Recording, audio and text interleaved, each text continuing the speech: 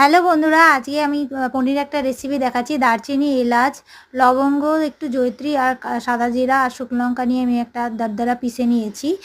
আর এদিকে ঘরে বানানো পনির আমি চৌকো করে কেটে রেখেছি। আর এদিকে আদা, টমেটো আর ধনেপাতা পিষে নিয়েছি। আলু কুচি এরকম ডুমো ডুমো করে কেটে নিয়েছি। আর দইকে আমি ফেটিয়ে নিয়েছি। এবার একটা কড়াইয়ের মধ্যে তেল দিয়ে দিলাম। এদিকে শুকনো লঙ্কা, তেজপাতা, সাদা জিরা আর গোটা গরম মশলা আমি তেলে দিয়ে দিলাম। তারপরে একটু ভাজা হয়ে গেলে তারপরে আলু যে ডুমো ডুমো কেটেছিলাম ওটা দিয়ে একটু ভাজলাম।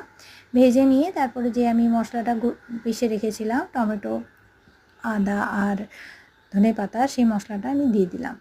ওটা একটু ভাজা হয়ে গেলে লবণ, হলুদ, জিরা গুঁড়ো, ধনে গুঁড়ো আর কাশ্মীরি লঙ্কার গুঁড়ো আমি এর মধ্যে দিয়ে দিলাম। একটু জল দিয়ে এটা মশলাটাকে ভালো করে একটু কষিয়ে নিলাম।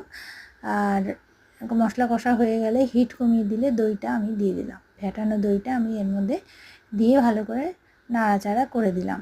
ঝালটা তোমাদের মতন, তোমরা এর মধ্যে লঙ্কার গুঁড়ো, কাঁচা লঙ্কা সবই দিতে পারো। আমি একটু কমই দিয়েছি ঝাল।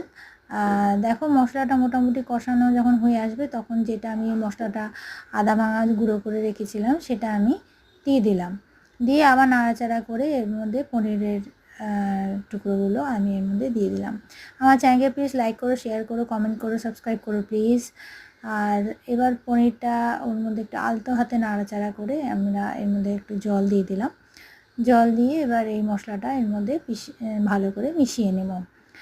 আর পনিরটা তোমরা চাইলে আগে ভেজে নিতে পারো, আমি কাঁচাটাই ইউজ করেছি। এবার ঢাকা দিয়ে হিট কমিয়ে রান্নাটা করার প্রায় সিদ্ধ হয়ে গেলে আমি এর মধ্যে একটু গুড়ের টুকরো দিয়ে দিলাম, তোমরা চাইলে চিনিও দিতে পারো। এবার রান্নাটা প্রায় হয়ে গেছে। এখন আমি যেটা আদা ভাঙা মশলাটা ওটা লাস্টে একটু দিয়ে দিলাম, আর 1 চামচ উঁচু করে একটু ঘি দিয়ে দিলাম।